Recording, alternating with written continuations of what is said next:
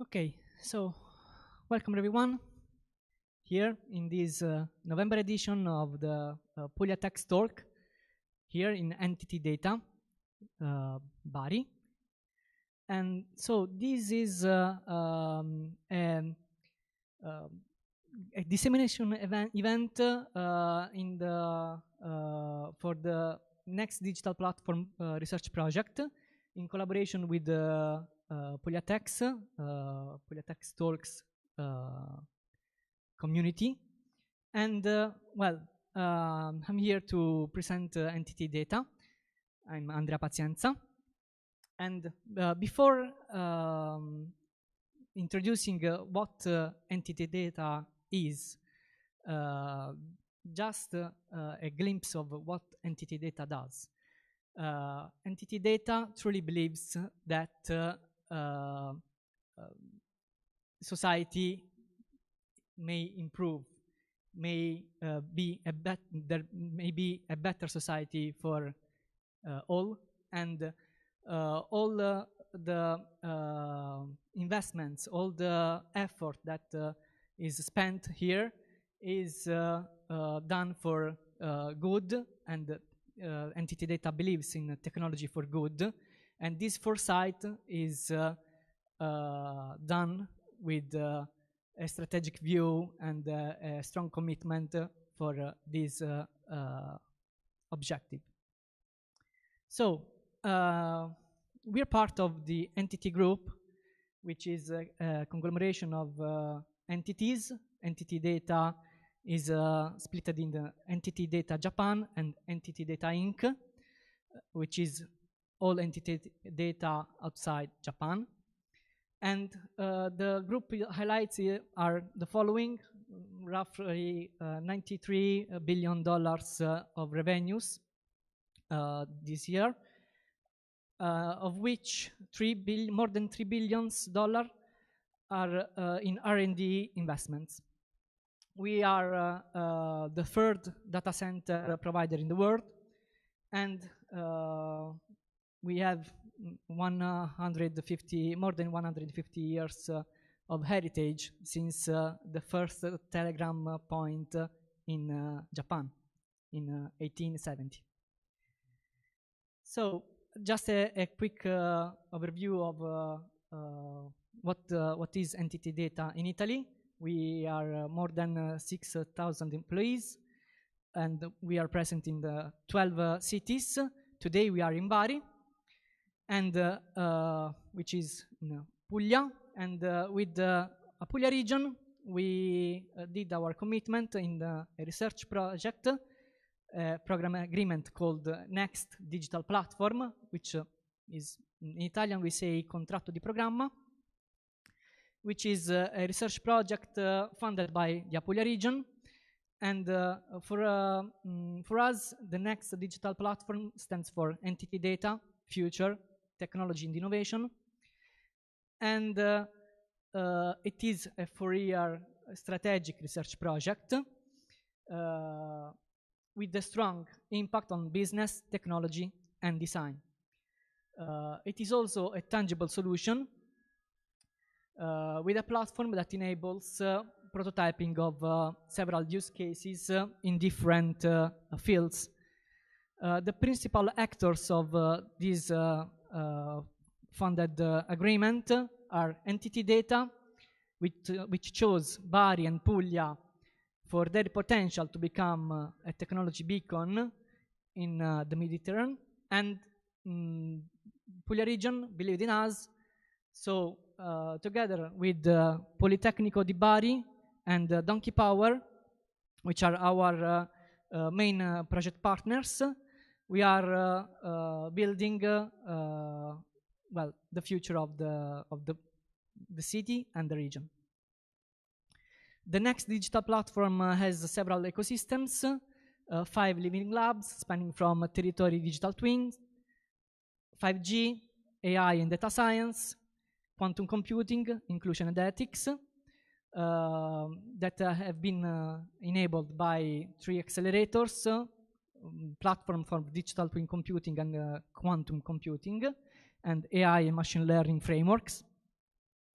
And 8 use cases spanning from computer vision for safety, mobility planning, urban planning, natural resource management, and so on.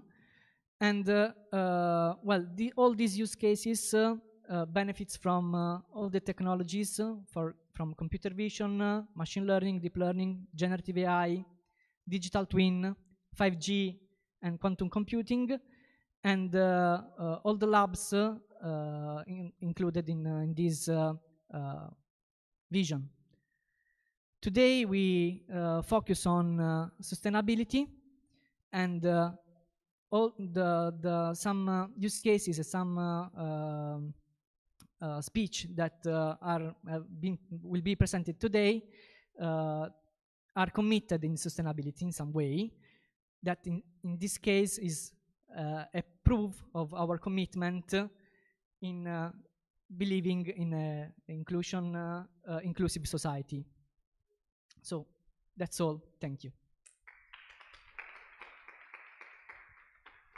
Leon, please. Thank you very much, Andrea, and thank you, NTT DATA, for presenting or welcoming this PugliaTechs meeting. I'm gonna switch the slide.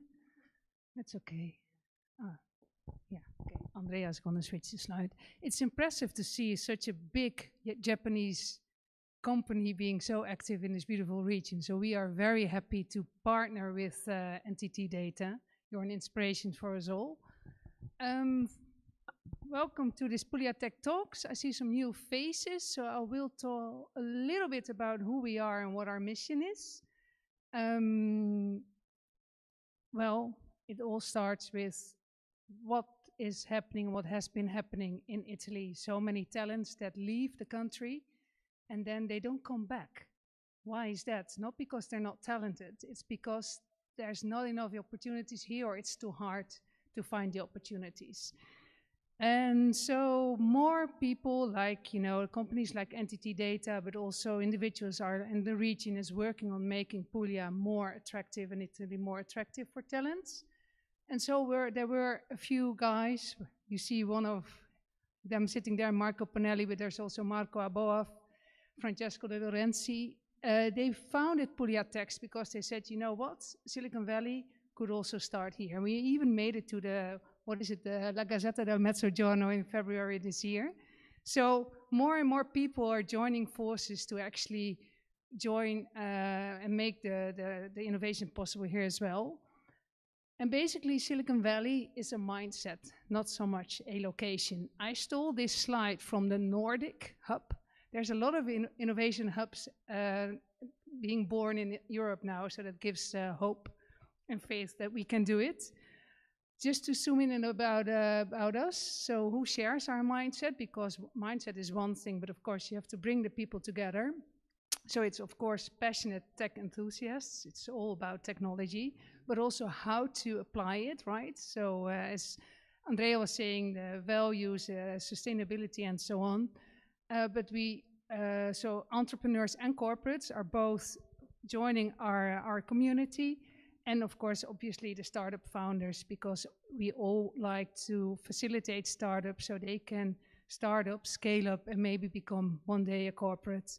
So they share our mindset within our PugliaTechs community and from Puglia and beyond. But it's beautiful to see people coming back to Puglia. But myself, obviously, I do not come from Puglia, but I came here anyways. So we also want international talent to come to Puglia and to cross-fertilize. We have a mission and a vision. We are also a little bit like a startup. Our mission is to really foster growth through knowledge sharing, networking and hands-on events like tonight's, and both online and in person. We are streaming now. I hope we're still streaming, Marco, are we? Yes, we are, cool. So that's how we connect around the globe. And we have a mission, obviously, we want a tech renaissance. We always say aim high, like all startups do. You have to have ambitions, you have to have a vision, and then you'll see which pragmatic steps you can take. But we want to drive the regional innovation. And we also say, PugliaTechs, it's a grassroots tech community. So yes, we do work together with governments, corporates and so on, but we start from the bottom, and it's good to see new faces here tonight. How do we do that?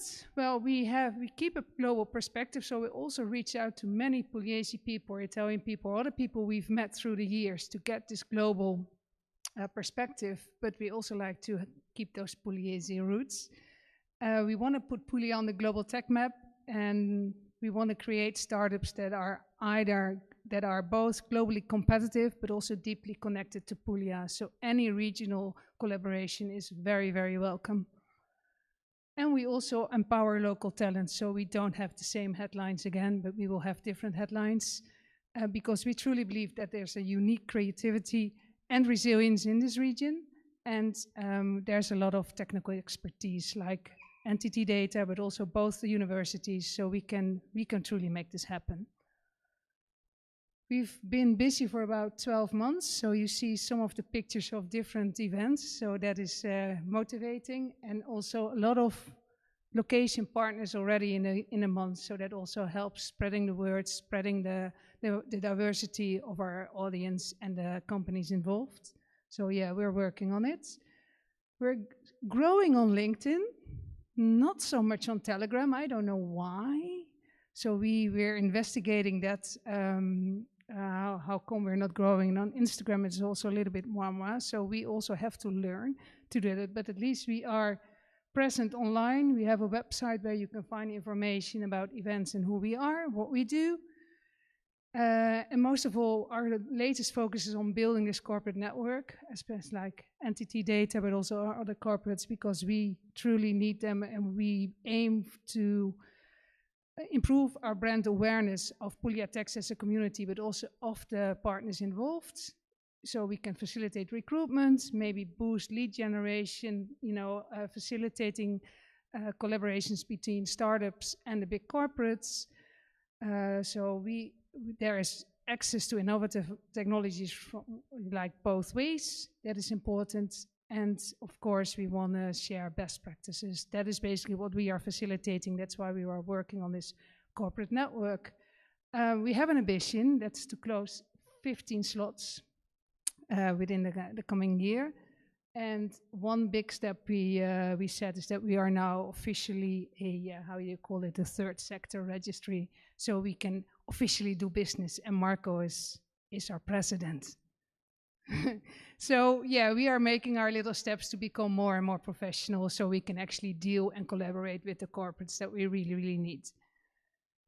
We see it as an OS, so it's basically a federated approach. We believe that we thrive together.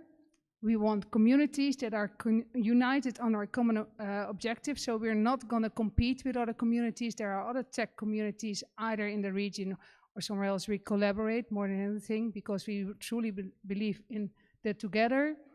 Startups, enablers, corporates, everybody who wants to join, everybody who believes or partly believes that Puglia can be their home, those are the partners we are looking for. Institutions, of course, we cannot do without, and they've been working really hard to make Puglia grow, so we also want to work with them. And obviously investors. Investors are very welcome. Unfortunately, we all need money to grow, but we want them to either have Puglia already in their heart or get Puglia in their heart. Very important. In the end, it really all happens in the piazza, where people, come and find each other. So we are trying to get it moving between people that have something to offer, people that have questions, different stakeholders, so we can basically get people in the community and grow within the community. And where better to do that than at L'Arco Albicocca, for example, in Bari Vecchia. Obviously, to do so, we really like to know who you are. So if you wouldn't mind just scanning this QR code, it will bring you to a form, a Google form.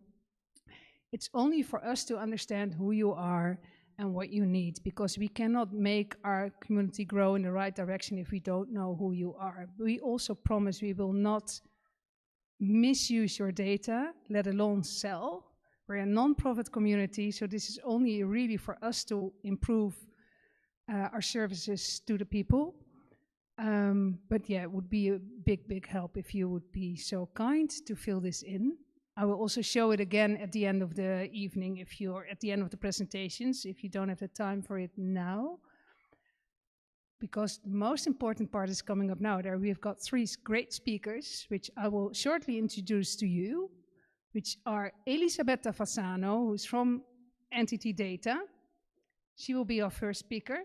Perfect. Then we will have Floriano Scioscia. That's a really difficult name for me to pronounce, but I hope I did right. And then Giorgio Basile from VIDA, a startup company. For the people in the public, if you want to ask questions, we also have a little digital tool for that. So if you could be so nice again to scan this QR code, then you can type the questions. They will arrive on my mobile phone and I will take the best one and ask it to the speakers. So that was my presentation. So we're gonna back to Elisabetta.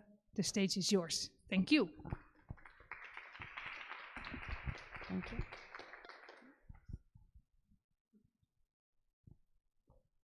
Just one moment for the presentation.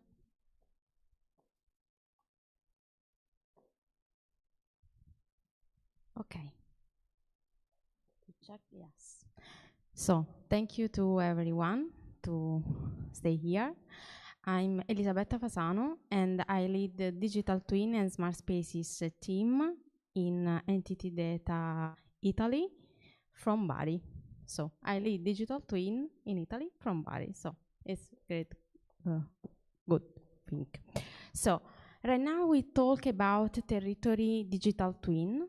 First of all, Territory Digital Twin is the name of our laboratory that are just downstairs, and that is the laboratory that was born thanks to this contract program.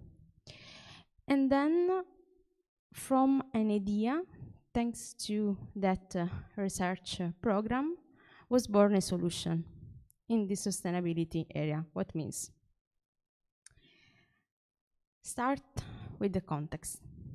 So in the 2050, the 70 people will live in the city.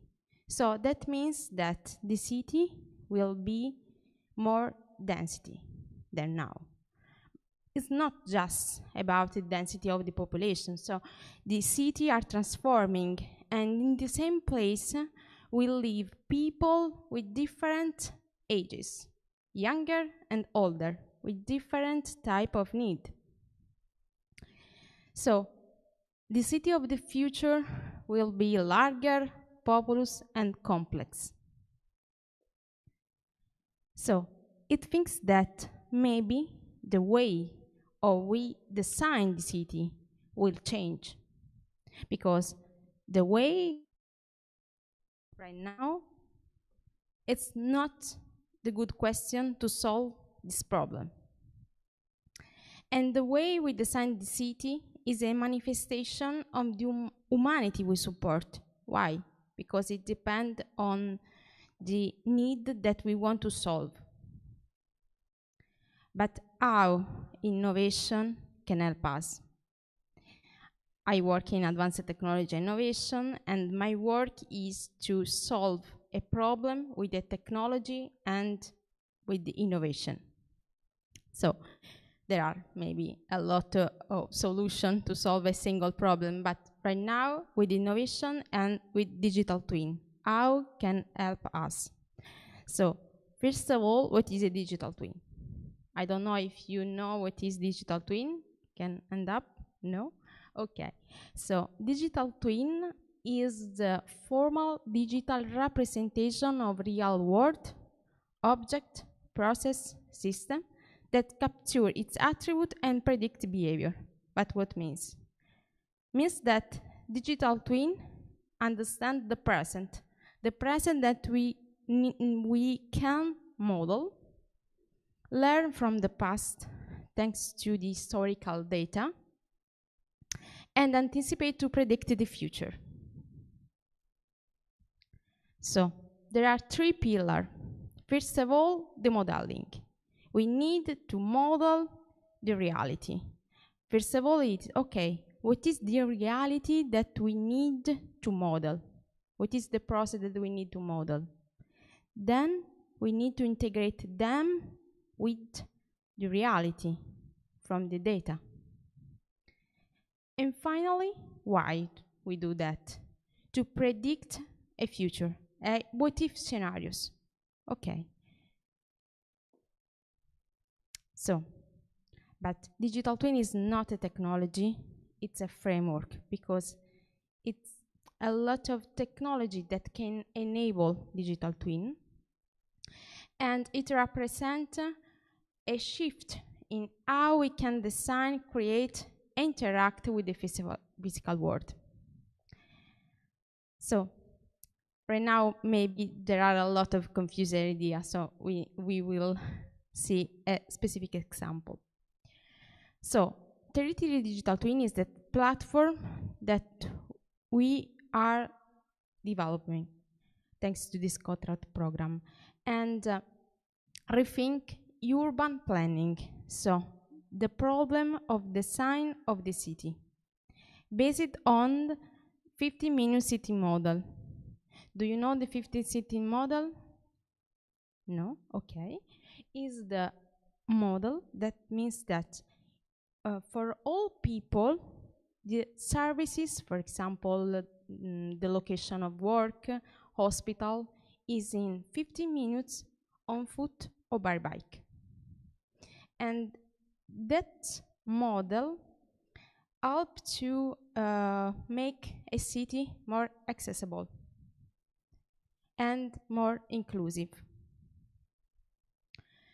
So it improves the quality of life, reduce traffic, reduce pollution, and reduce stress, for example. How digital twin works? So we started to say that it's important the presence of data to collect with the reality. So we can collect a different type of data, for example, LiDAR data, geospatial data, satellite images, IoT sensor, weather data, a lot of type of data to collect and elaborate with the digital twin. So what we want to digitalize. In that case, our digital twin is a territory, is a city. So digital twin is a city. We connected with all the data of the city that we need to enable more than one use cases. For example, urban planning.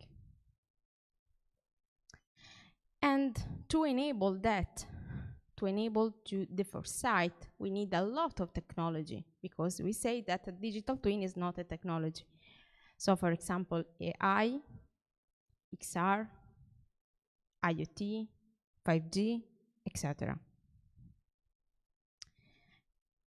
An example. So I hope that the video will... Okay. So what means? Here you can see the city of Bari, our digital twin. And it is possible to see different type of services in the city. For example, hospital, school for the education. So we visualize that. Visualize because we integrated data. We visualize in our digital twin platform to analyze the KPI of the city. For example, one KPI is the 15 minutes model. So accessibility, for example, is a KPI. So, okay. How is the KPI for this particular district? But the power is the foresight, the simulation. So we can create a simulation of a particular scenario. For example, if in that specific district, San Pasquale, right here, we add a park, for example, as a services.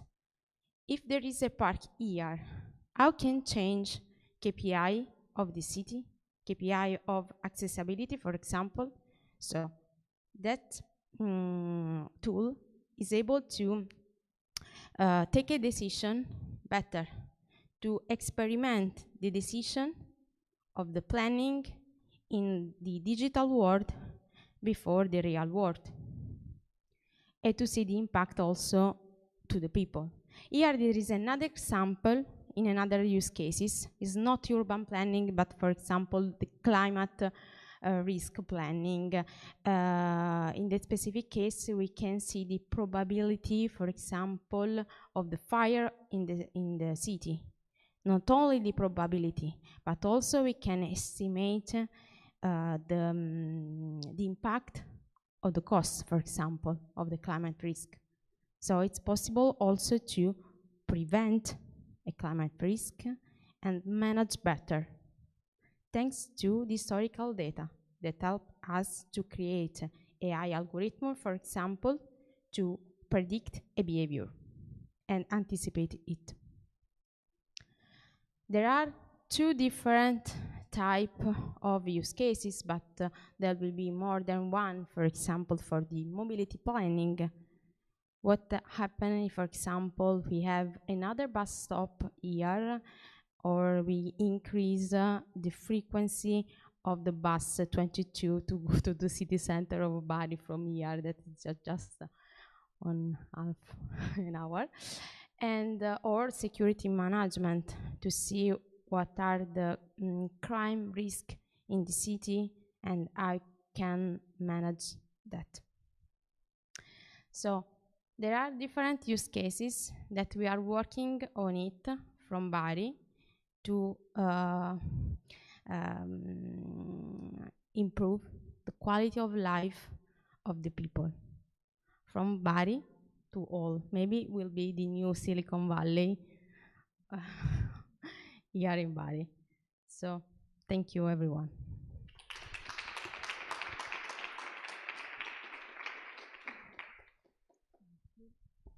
Thank you, Elisabetta.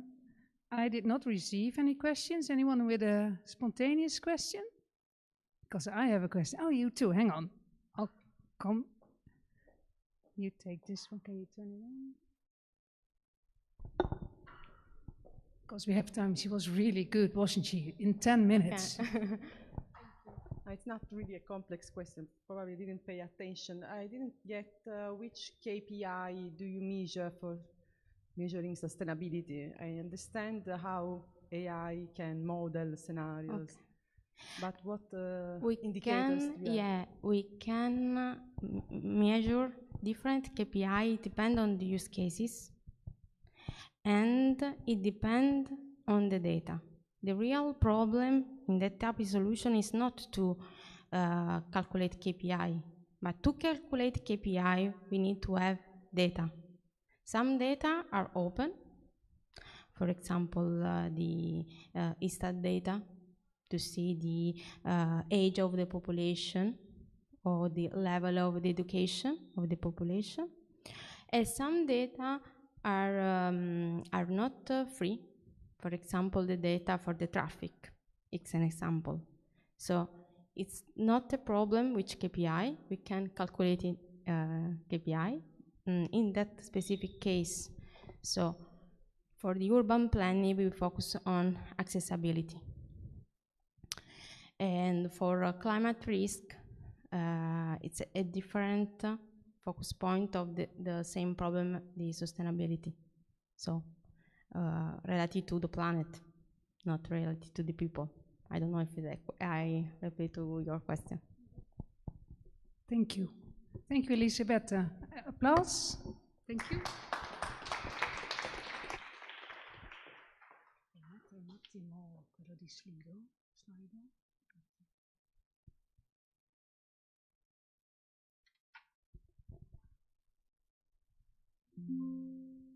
In case you wanna send me a question during the talk. Okay. All right, then we are ready for our next speaker. Mr. I'm sorry, I'm so really bad at names.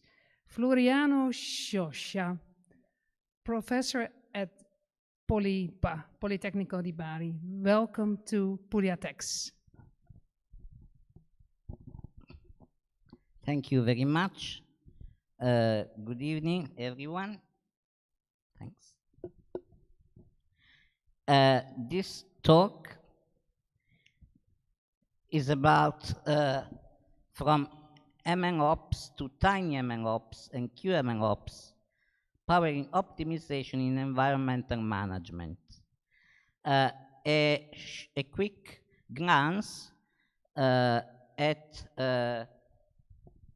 who I represent. I'm a member of the Information Systems Laboratory at the Politecnico University of Bari, which is a research group under the direction of Professors Eugenio Di Scioscia and Michele Ruta, covering a range of research areas focused on artificial intelligence in distributed and pervasive computing clusters.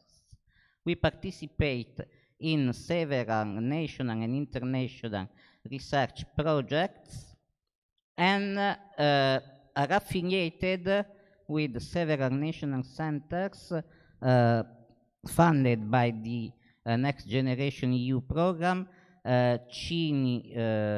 Italian National Consortium for Computer Science National Laboratories, and we have research collaborations with other national and international institutions.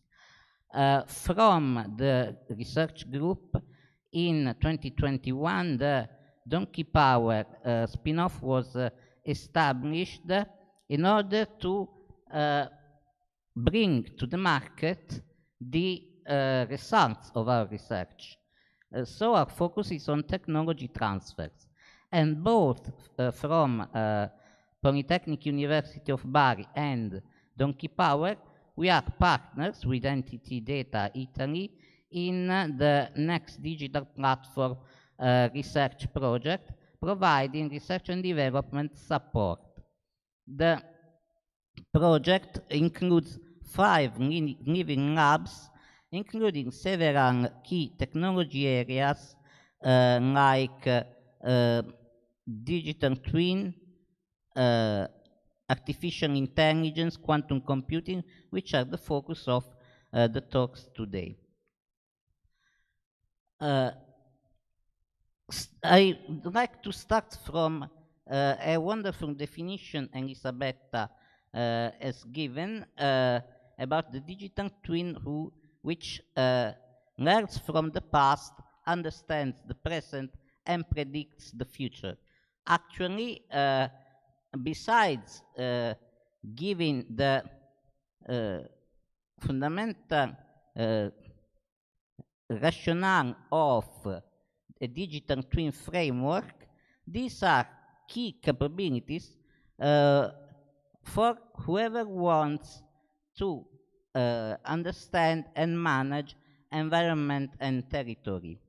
And this is a challenge, since typically this involves collecting, managing, and analyzing large amounts of heterogeneous data and employ prediction and optimization techniques in order to provide autonomous decision and decision support. Application areas may include, for example, air quality and pollution, climate and flood prediction, agriculture, precision farming, but also optimizing energy resource management, mobility and traffic, as Elisabetta showed us, and logistics. Many topics are intertwined in the environmental management area. So, prediction and optimization capabilities need computing infrastructures, and in recent years, machine learning has become a more and more valuable tool, valuable family of technologies. The ideal workflow of machine learning is shown here, which is conceptually quite linear. Data collection, data preparation, modern development, modern training, and then modern deployment for inference and monitoring. But the devil is in the details. There are a lot of practical challenges, operational challenges in realizing this vision in large-scale context scenarios, especially. In fact, considering environmental management, we have the problem that we have a large number of heterogeneous sensors which are often failure-prone. Data are quite heterogeneous and evolve along the time. The data we need to understand and predict our environment. Furthermore, we have modern drift, so that the model that we trained yesterday are not good to follow the phenomena of today and of tomorrow. And there are also hard challenges in closing the loop if we want to have low latency real-time actuation capabilities in order to be able to act automatically on the basis of what we have predicted and what we have understood about the present. So all of these challenges are of operational kind, are not scientific or technological challenges per se. So machine learning operations come to the rescue, which is the specialization of DevOps to machine learning modeling, machine learning model training, deployment, monitoring, and management and update. So the whole life cycle of machine learning applications comes under the MLOps term, with a continuous delivery, continuous integration aim. This MLOps paradigm is made even more complicated by the fact that technology is currently shifting from traditional centralized applications where all data collection for model training and inference were performed in cloud computing infrastructures to infrastructures which involve edge computing devices at the border of local network up to peripheral devices that are in the immediate proximity of data sources. So increasingly we can exploit Internet of Things devices, embedded devices, not only to collect and transmit data, but also to perform meaningful analysis and even actual modern machine learning model training. This evolution is going in a direction toward the so-called cloud-to-think continuum, where we have not the three clearly separated layers, cloud, edge, IoT, but we have applications where workloads are dynamically orchestrated depending on contingent factors, resource availability, device capability, across all these layers collaboratively.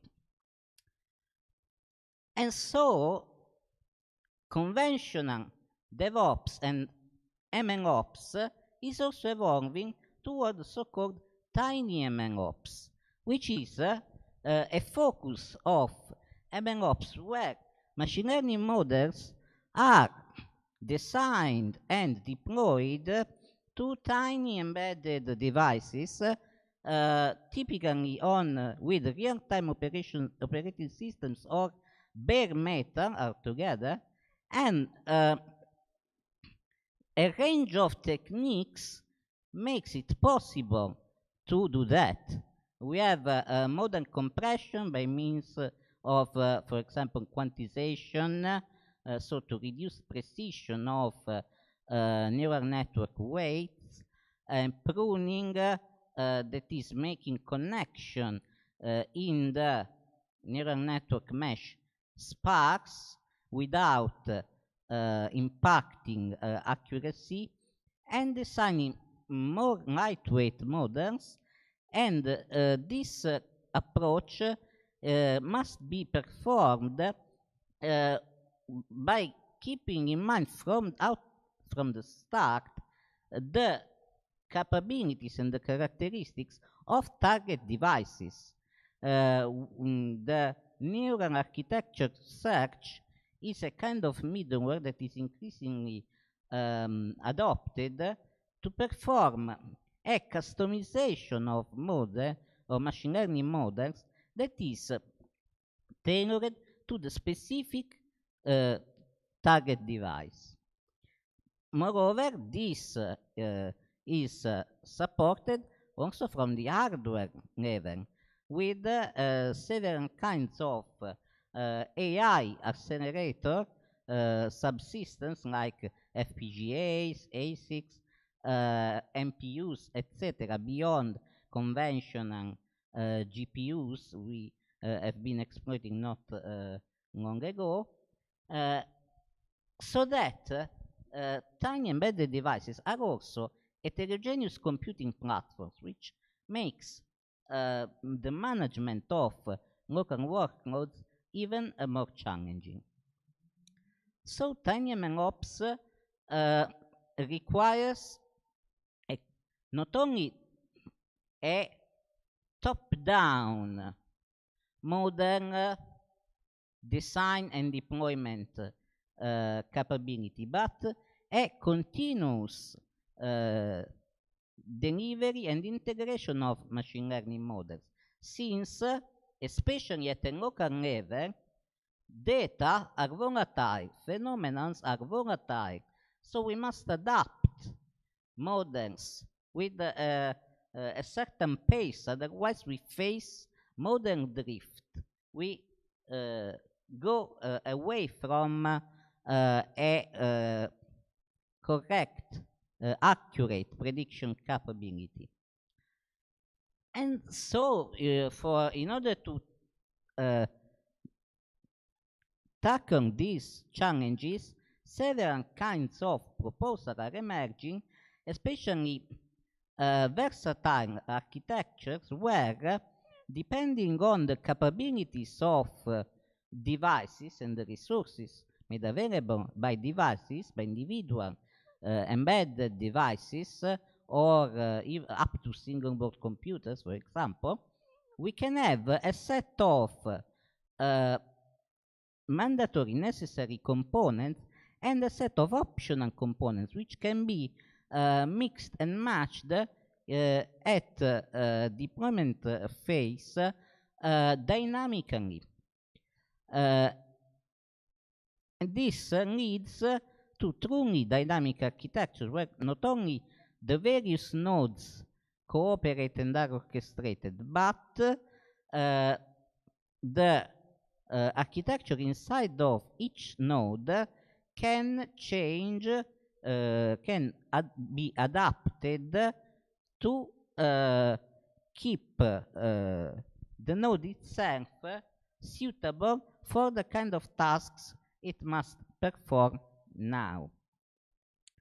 And this is how we can optimize our environment with several capabilities supported by a machine learning stack in the cloud to think continuous. So everything that Elisabetta said, basically, okay? I won't repeat that. for powering, for example, territory digital twins.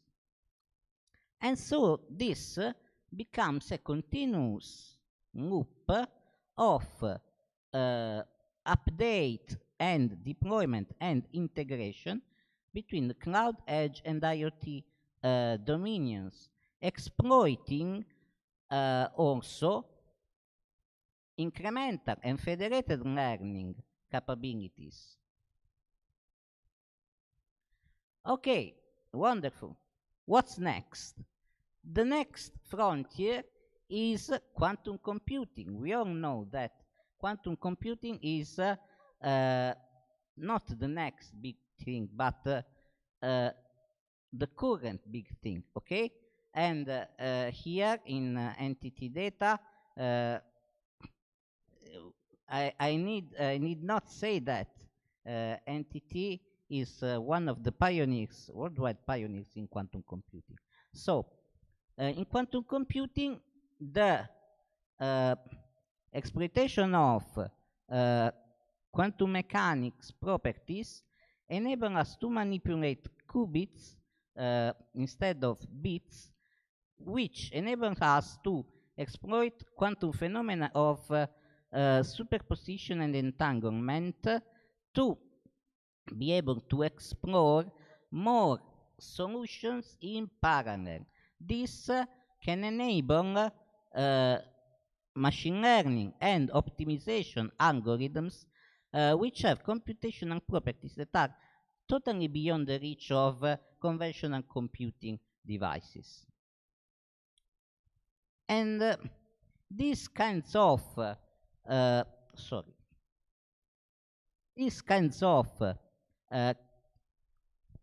properties are essentially the ones that we need in complex, large-scale problems like environmental management. In fact, energy optimization, mobility planning, large-scale mobility planning, climate risk, climate models, sustainable resource allocation. These large-scale problems can benefit from the computational properties of quantum computing, especially quantum optimization like quantum annealers, which solve combinatorial problems in much lower complexity than classical algorithms, and quantum machine learning, which is increasingly an area of research machine learning is combined with the properties of quantum circuits, quantum algorithms to achieve definite advantages. And so what makes it what is the last barrier? The last barrier is twofold. First, technological from a hardware construction and design point of view. Designing and building quantum computers with sufficiently large number of qubits to treat large-scale problems is still challenging and cost and expensive. The other problem is make those hardware available to developers and to users. And for this reason, we need not only quantum machine learning, but we need quantum machine learning operations. So QMLOps is needed to make, to provide frameworks, development environments, tooling to make it possible to build, to create applications for quantum computing platforms, quantum computers, and make it available in three ways possibly: by simulation with real hardware devices and with remote hardware devices. And QMLOps can integrate all these three areas to support the whole life cycle of application development, testing, and deployment in real-world use cases. So, in conclusion, this is not a path from MLOps to TinyMLOps to QMLOps. They are not alternative models, alternative paradigms. They are to be these paradigms, these technologies have to be exploited together to enable large-scale data analysis, real-time local data sensing and actuation, and optimization beyond the scale of classical computing devices. So this is the key, probably, to achieving a really effective environmental management for sustainability and policy making that is really beneficial for the environment and for sustainability. Thank you.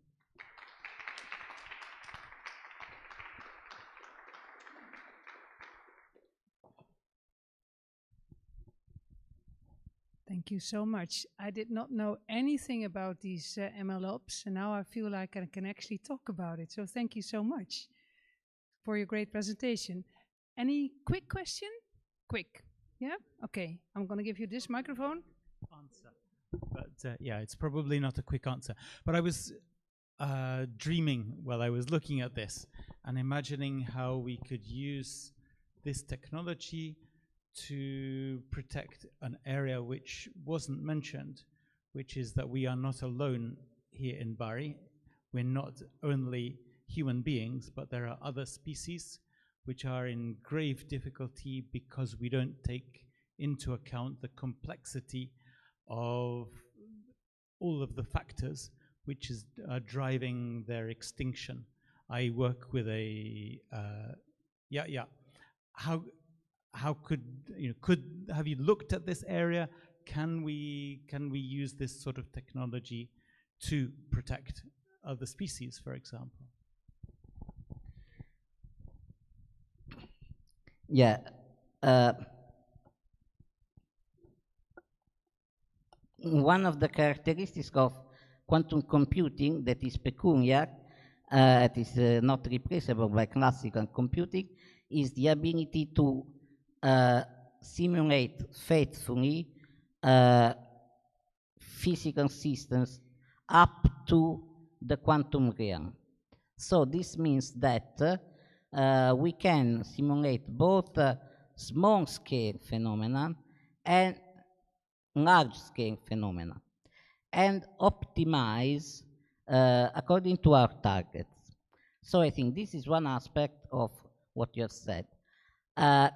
Concerning our extinction as a species and the possible outlook for another species, I hope that quantum physics remains the same. So it depends on our understanding of quantum physics that is not total yet, it's not complete yet. The more we will understand, the more we will be able to also improve in technological solutions in the quantum computing space. And this, in turn, will enable more effective algorithms and therefore the solution of more and more complex problems according to our interests as a species. Thank you. Thank you very much. Okay. Last but not least, is Giorgio Basile from VIDA, a Monaco-based startup. I'm going to give you this mic. I think that's better. Here's your remote. Yeah, can you hear me? Yes. Yep, so first of all, thank you very much, PugliaTechs and NTT DATA for the invitation. And yeah, I work for VIDA. There is a German startup that specializes in sustainable and climate resilient infrastructure development. We are a remote team distributed across Europe and Africa. And today I'm gonna talk about how we leverage geospatial data to foster resilient in the infrastructure world. So I want to start talking about the market segment that we label as climate intelligent infrastructure. And it's basically about dealing with some of the news that you may have heard about from hurricanes and wildfires in the US to the very much familiar fluvial, pluvial, coastal floods events happening all around Europe and in Italy. Unfortunately, we know that very well. And what these things have in common is basically the disruption of communities, the disruption of business operations, and also the financial loss for investors and owners of these infrastructures all around the world. And this is clearly part of a larger problem related to environmental issues of all kinds, and also problems related to biodiversity and conservation. Building infrastructure within protected areas is a problem. Close to endangered species is a problem as well. So as I said, this is just part of a set of things that infrastructure investors and owners should be aware of before undertaking any project. That is a motivation, but a bigger motivation is regulation. So in the EU, we have a set of frameworks that force companies to do this. The most famous one is the CSRD, the Corporate Sustainability Reporting Directive, that basically mandates to do reporting and due diligence over environmental and climate risks overall. And yeah, so and do it through rigorous frameworks, technical frameworks like the EU taxonomy. So VIDA in all this basically wants to streamline this reporting and decision-making process by offering a trusted, scientifically backed, automated process to generate, to query very widely used data sets out there, and just combining them to do this due diligence work. So the idea is pretty simple. Customers can drop a pin or call an API and pass in a geometry, basically, or an area of interest that they're interested in looking at. And they get back a series of indicators of all kinds with, of course, numbers, but as well risk levels. Like, is it like low, medium, high risk, this sort of thing.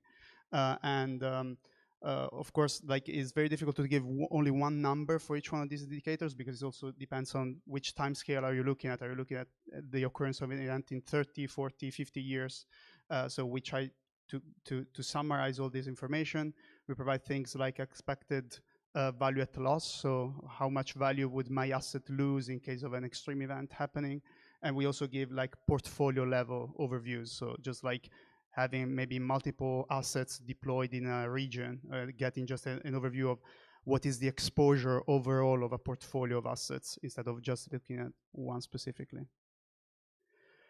This is more or less an idea with the kind of indicators that need to be provided by law, essentially. And for climate, we divide in different categories like temperature, wind, water, solid mass related. And an important distinction is also between chronic and acute risks. So chronic, acute risks are things like wildfires or tornadoes that happen in a very short amount of time and deliver a lot of damage. Whereas like chronic risks play out in a longer time frame, like things like sea level rise or temperature increase, and they also require different sort of mitigation and adaptation strategies. For biodiversity, I already mentioned protected areas, threatened species. For social, this is very interesting for VIDA, and I'll explain you why later.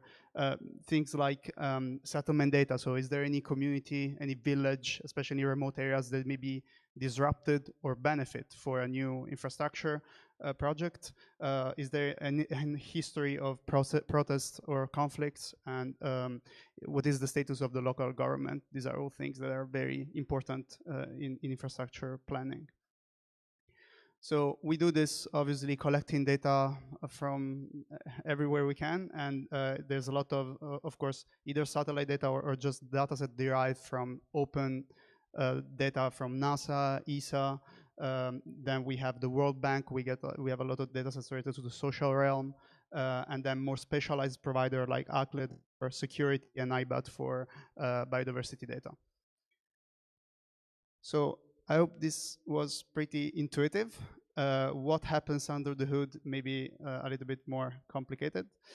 So usually this sort of application, the way they work is that they have a sort of so-called data lake. So it's like a repository of data sets that is kind of populated by automated pipelines that collect data from outside sources. They ingest, clean, repackage this data in a way that is convenient then for like backends to essentially retrieve this data efficiently every time the user drops that pin that we saw before.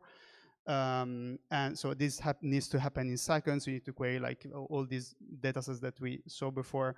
And usually this happens with a massive amount of parallel compute instances that just go on this repository and they start like querying very, very intensively. So you need to have the data lake being usually implemented as cloud object storage. That is one of the most scalable technologies that we have in the cloud right now, and also kind of vendor agnostic, because like cloud providers basically provide sort of the same, very similar API in this case, and you retain files essentially. So given this, the problem is that climate data usually is very big. And this is the example that I'm making for CMIP6. That is sort of the most widely known set of computer simulations coordinated by the IPCC, the International Panel for Climate Change.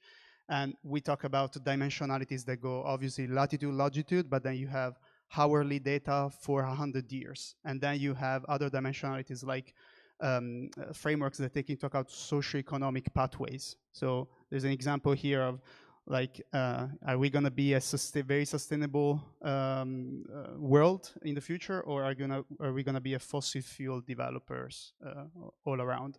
So this is also another dimension for this data that needs to be taken into account when doing this reporting. And so historically, climate data, of course, now we work in the cloud a lot. We don't want to download 1 terabyte of data to query maybe 200 megabytes just to answer the question for the specific pin. Historically, there are formats like NetCDF that are very used in the climate and in the life sciences that are not really so-called cloud native. Now we'll see what it means. ZAR is a more innovative format that actually deals with this sort of so-called data cubes or hypercubes.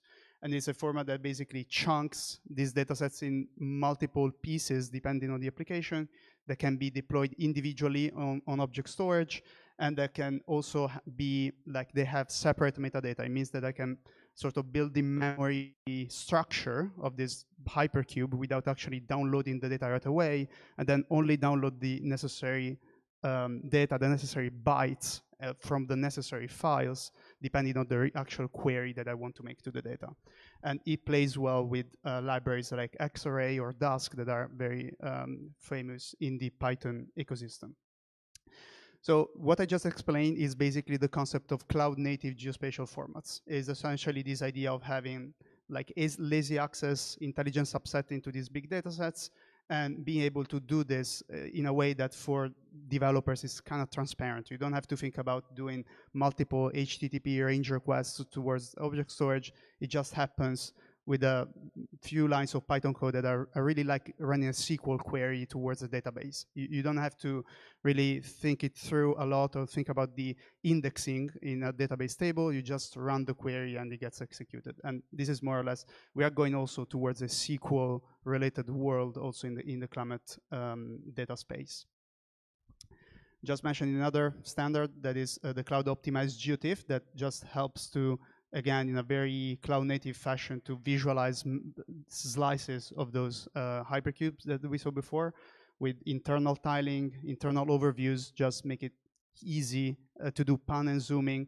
with a map streamed directly from object storage without any middle server in between. So this is very, very cool.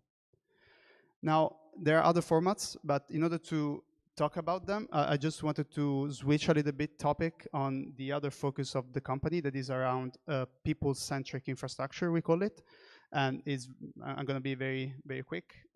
So the VIDA actually started from a slightly different domain that is around energy accessibility. So VIDA started to tackle SDG number 7, that is about just providing energy access in remote areas in the most underserved, for the most underserved communities of people in the so-called global south. We know we have 600 million people that still don't have access to energy and 2.1 billion people that still don't have access to clean cooking technologies. And so the idea is that in these areas, in order to drive like infrastructure investments that have an impact over people's life, you need good data to drive this decision making. And it turns out it's very difficult to get. Like getting people where people live is very difficult. Just understanding basic things about educational facilities, health facilities is very difficult. So like we have projects like this one with the World Bank in Madagascar, where we basically provide data about villages. You can see the red outline of like a settlement that we are able to generate. So our job is really to generate these sort of outlines based on buildings, for instance, just understanding where are the buildings, and so drawing this sort of geometry around it, and then enrich it with data related to energy, climate, security, school, hospitals, and so forth. And I'm just going to mention 2 open projects that we've made. So this is open data released online. So the first one is the Distributed Renewable Energy Atlas, which is a project with the World Bank where we released data about almost 2 million settlements across sub-Saharan Africa, Asia, the Caribbean, and related all other countries supported by the World Bank. And so this is available as a platform, but also for downloading the actual data dumps. And the other project that is actually sort of a requirement for doing the previous one is about building footprints. Good building footprints datasets are also very sparse. Now the major players are coming up with the good stuff, let's say, and we, for our own purposes, we created this massive data set of 2.7 billion buildings across the whole globe, and we released it as open data. This is not easy just because like it's a lot of files, a lot of things, and just the release of it is a very difficult thing to do, but we release it in a way that is cloud native with S3 buckets. It means that researchers, startups can access this data very quickly and cheaply and make an impact ultimately. So this is it, and I think the takeaways are that cloud-native formats enable large-scale processing of geospatial data with minimal vendor lock-in, that sustainable infrastructure development is a multifaceted problem that requires multiple angles to be tackled at the same time, and that ultimately the mission that we have at VIDA is to sort of rewire the way we do decision making in the infrastructure domain. That is like a very cool mission to have. Yeah, thank you very much.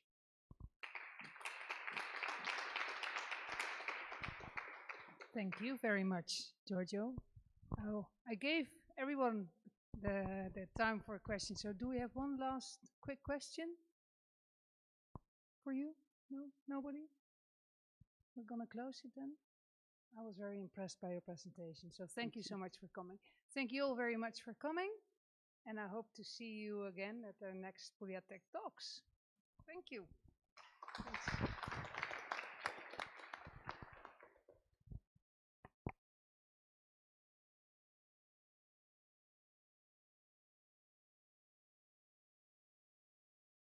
Before you all go, did you switch it off? Before you go, please, for a family picture, we always